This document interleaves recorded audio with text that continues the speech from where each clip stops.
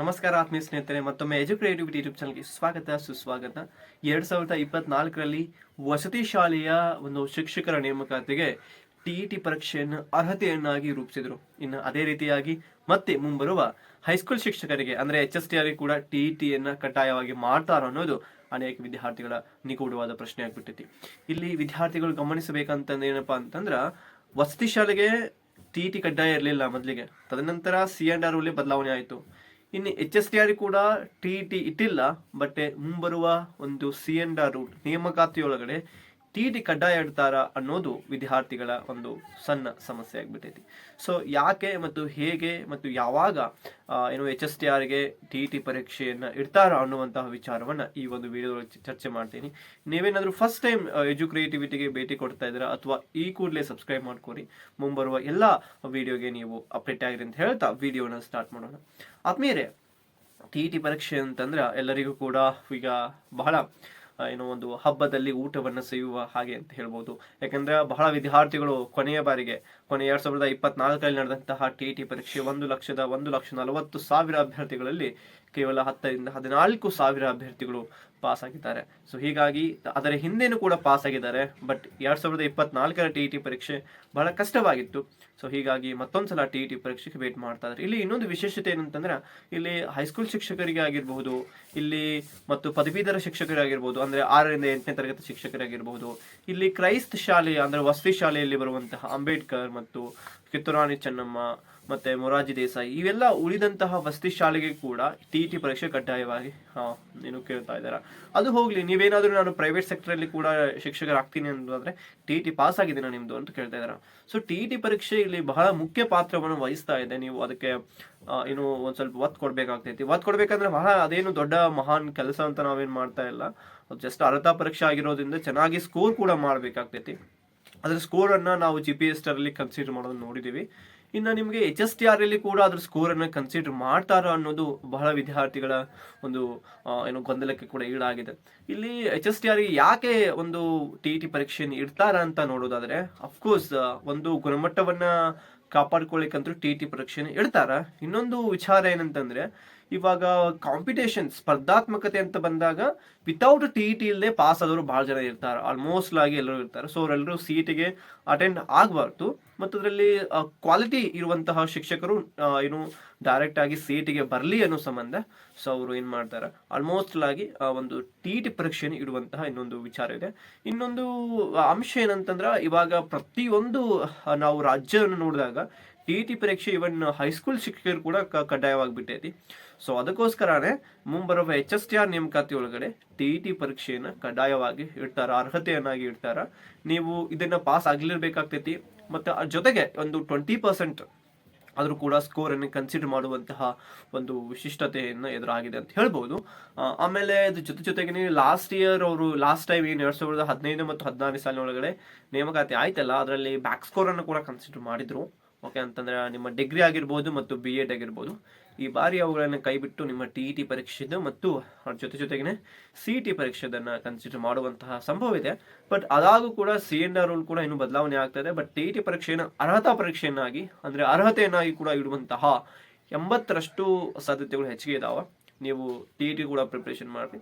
Along with that HSTR ಹುದ್ದೆಗಳು ಜಾಸ್ತಿ ಆಗ್ತಾವ ಅನ್ನೋದಾದ್ರೆ ಅಫ್ಕೋರ್ಸ್ ಜಾಸ್ತಿ ಆಗೇ ಆಗ್ತಾವ. ಯಾಕಂದ್ರೆ ಕೊರತೆ ಜಾಸ್ತಿ ಇದೆ. ಅದೇ ರೀತಿಯಾಗಿ ಕೂಡ ಸರ್ಕಾರದೊಳಗಡೆ ಕೆಲವೊಂದಿಷ್ಟು ನಾವು ಫಿನಾನ್ಷಿಯಲ್ ಪ್ರಾಬ್ಲಮ್ಸ್ ಕೂಡ ನೋಡ್ತಾ ಇದ್ದೀವಿ. ಆರ್ಥಿಕ ಮುಗ್ಗಟ್ಟನ್ನು ಕೂಡ ನಾವು ಕಾಣ್ತಾ ಇದ್ದೀವಿ.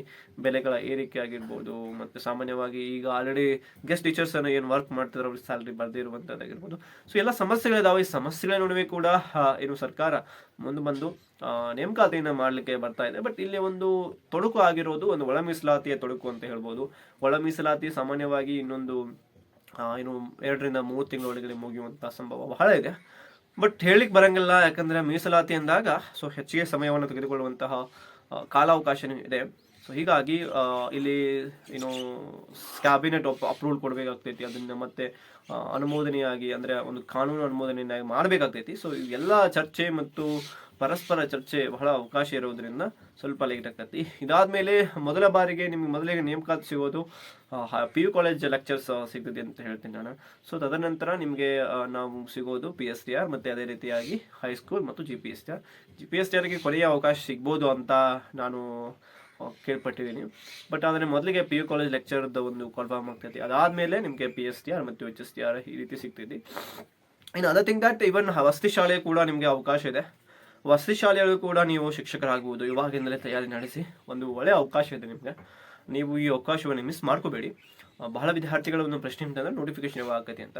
ನೋಟಿಫಿಕೇಶನ್ ಯಾವಾಗ ಆಕೈತಿ ಅನ್ನೋಕ್ಕಿಂತ ಮೊದಲಿಗೆ ನೀವು ಎಷ್ಟು ರೆಡಿ ಆಗಿದ್ದೀರಿ ಅಂತ ಹೇಳ್ಬೋದು. ಯಾಕಂದರೆ ಮಳೆ ಬಂದಾಗ ಕೊಡಿ ಹಿಡಿಯೋದಲ್ಲ, ಆಲ್ರೆಡಿ ನಾವು ಕೊಡಿ ತೆಗೆದುಕೊಂಡು ನಿಂತಿರಬೇಕಾಗ್ತೈತಿ. ಯಾಕಂದರೆ ಹೇಳಿಕ್ಕೆ ಬರೋಂಗಿಲ್ಲ ಮಳೆ ಯಾವಾಗ ಬರುತ್ತೆ ಅಂತ.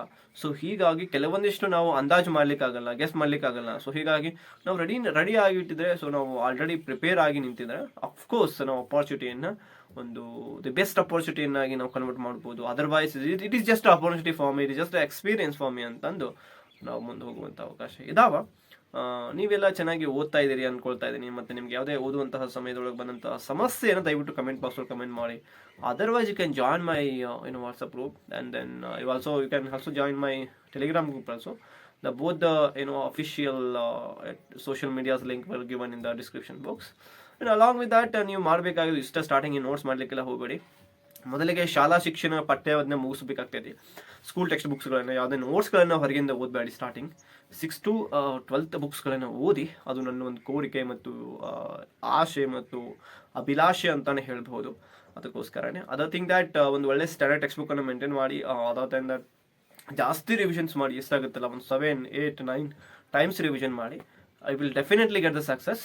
Along with that you need to read. ಇನ್ನು ನೀವು ಏನಾದರೂ ಲ್ಯಾಂಗ್ವೇಜ್ ಟೀಚರ್ ಆಗಿದ್ರೆ ನೀವು ಕೆಲವು ಸ್ವಲ್ಪ ಸಾಹಿತ್ಯಕ್ಕೆ ಒತ್ತು ಕೊಡಬೇಕಾಗ್ತೈತಿ, ಕೆಲವೊಂದು ಸ್ವಲ್ಪ ಗ್ರಾಮರಿಗೆ ಒತ್ತು ಕೊಡಬೇಕಾಗ್ತೈತಿ, ಕೆಲವೊಂದು ಸ್ವಲ್ಪ ವೊಕ್ಯಾಬುಲರಿಗೆ ಒತ್ತು ಕೊಡಬೇಕಾಗ್ತೈತಿ. ಅದಕ್ಕೂ ಸ್ವಲ್ಪ ಫೋಕಸ್ ಮಾಡಿ ಅಂತ ಹೇಳ್ತೇನೆ ನಾನು. ಮತ್ತು ಅದ್ರ ಜೊತೆಗೇ ಮುಖ್ಯವಾಗಿರುವಂಥ ವಿಚಾರ ಅಂತಂದರೆ, ಏನು ಓದಿರ್ತೀರಲ್ಲ ಅದನ್ನು ನೀವು ಸರಿಯಾಗಿ ಜೀರ್ಣಿಸ್ಕೊಳ್ಬೇಕು. ಜೀರ್ಣ ಮಾಡ್ಕೊಳ್ಳೋದು ಅಂತಂದರೆ ಇಲ್ಲಿ ನೀವು ರಿವಿಷನ್ ಮಾಡ್ಕೊಳ್ಳೋದು, ಇಲ್ಲಿ ನೀವು ರಿಕ್ಯಾಪ್ ಮಾಡ್ಕೊಳ್ಳೋದು, ಇಲ್ಲಿ ನೀವು ಅಂಡರ್ಸ್ಟ್ಯಾಂಡಿಂಗ್ ಮಾಡ್ಕೊಳ್ಳೋದು, ಮತ್ತು ಇಲ್ಲಿ ನೀವು ಟೆಸ್ಟ್ಗಳನ್ನ ಅಟೆಂಡ್ ಆಗೋದು. ಇದು ಸದಾಕಾಲ ನಡೀತಾ ಇದ್ದಾಗ ಮಾತ್ರ ಆಗ್ತೈತಿ. ಅಫ್ಕೋರ್ಸ್ HSTRಗೆ ನೀವು ಸೆಲೆಕ್ಷನ್ ಆಗಲೇಬೇಕಂತೇನಿಲ್ಲ. ನೀವು ವಸತಿ ಶಾಲೆಗೆ ಪ್ರಿಪೇರ್ ಆಗಿ HSTR ಕ್ಲಿಕ್ ಆಗ್ತೈತಿ, ಇಲ್ಲ PSTR ಕ್ಲಿಕ್ ಆಗ್ತೈತಿ. ಇಲ್ಲಪ್ಪ ಅಂತಂದ್ರೆ ನಿಮಗೆ GPSTR ಆಗ್ತೈತಿ. PU ಕಾಲೇಜಿಗೆ ರೆಡಿ ಆಗ್ರಿ. ಸೊ ಅಂದರೆ ಒಂದು ಪರೀಕ್ಷೆಯನ್ನು ತಯಾರಿ ಮಾಡಿ. ನೀವು ಹಲವಾರು ಪರೀಕ್ಷೆಗಳನ್ನು ಏಕಕಾಲದಲ್ಲಿ ಕೊಟ್ಟರೆ ಆಗ್ತೈತಿ. But your aim should be in a high goal. That the high goal dedication determination will reach at least ಆದ್ರೂ ಲೋವರ್ ಗೋಲ್ ಅಂತ ನನ್ನ ಒಂದು ಅನಿಸಿಕೆ ಅಷ್ಟೇ ಇದೆ ನಿಮಗೆ. ಚೆನ್ನಾಗಿ ಓದಿ, ಸ್ಕೆಡ್ಯೂಲ್ ಮಾಡ್ಕೊಳ್ಳಿ, ಮತ್ತು ಡಿಸ್ಟ್ರಾಕ್ಷನ್ ಮತ್ತು ಡಿಸ್ಟರ್ಬೆನ್ಸ್ ಇಲ್ಲೇ ಇರುವಂಥ ಜಾಗಗಳು ಕೂತ್ಕೊಳ್ಳಿ, ಆಗ್ತೈತಿ ನಿಮ್ಮದೇ. ಅದಕ್ಕೆ ಬೇಕಾಗಿರೋದು ನಿಮ್ಮ ಸ್ಟ್ರಾಂಗ್ ವಿಲ್ ಬೇಕಾಗ್ತೈತಿ. ಏನೋ ಕಠಿಣ ಮತ್ತು ಹಠವಾದಿ ಇಚ್ಛಾಶಕ್ತಿ ಬೇಕಾಗ್ತೈತಿ. ಅದಂತರ ಮನೋಬಲ, ಎಲ್ಲದಕ್ಕೂ ಮನೋಬಲನೇ ಕಾರಣ ಅಂತ. ನಿಮ್ಮ ಮನೋಬಲ ಒಂದು ಸ್ಟ್ರಾಂಗ್ ಆಗಿದ್ರೆ ಆಜುಬಾಜು ನಿಮ್ಮ ಅಕ್ಕಪಕ್ಕದೊಳಗಿರುವಂತಹ ಋಣಾತ್ಮಕ ನೆಗೆಟಿವ್ ಪೀಪಲ್ಸ್ ಕೂಡ ನೀವು ಅವಾಯ್ಡ್ ಮಾಡ್ಬೋದು. ನಿಮ್ಮ ಸೋಷಿಯಲ್ ಮೀಡಿಯಾಸ್ ಕೂಡ ಅವಾಯ್ಡ್ ಮಾಡ್ಬೋದು. ದಯವಿಟ್ಟು ಸೋಷಿಯಲ್ ಮೀಡಿಯಾಸನ್ನು ಬಹಳ ಅವಾಯ್ಡ್ ಮಾಡಿ ಅಂತ ಹೇಳ್ತೀನಿ. ಐ ಥಿಂಕ್ ನನ್ನ ವಿಡಿಯೋದಿಂದ ನಿಮಗೆ ಹೆಲ್ಪ್ಫುಲ್ ಆಗಿದೆ. ಅಫ್ಕೋರ್ಸ್ HSTRಗೆ TET ಪರೀಕ್ಷೆ ಇಡ್ತಾರೆ, ಚೆನ್ನಾಗಿ ಓದ್ಕೊಳ್ಳಿ. ಯಾವುದೇ ಕಾರಣಕ್ಕೂ TET ಪರೀಕ್ಷೆ ಈಸಿ ಬರ್ತಿದೆ ಅನ್ಕೋಬೇಡಿ, ಟಫೇ ಬರ್ತೈತಿ. ಮತ್ತು ಆದರೆ ಅಷ್ಟೇನು ಟಫ್ ಬರೋಂಗಿಲ್ಲ. ಬಟ್ ಆದರೆ ನೀವು ಓದಿದ್ರೆ ನಿಮ್ಗೆ ಈಸಿ, ಓದದೇ ಇದ್ದರೆ ನಿಮಗೆ ಟಫ್ ಅಂತ ಹೇಳ್ತಾ ವಿಡಿಯೋನ ಮುಗಿಸ್ತಾನೆ. ನಮಸ್ಕಾರ, ಜೈ ಹಿಂದ್.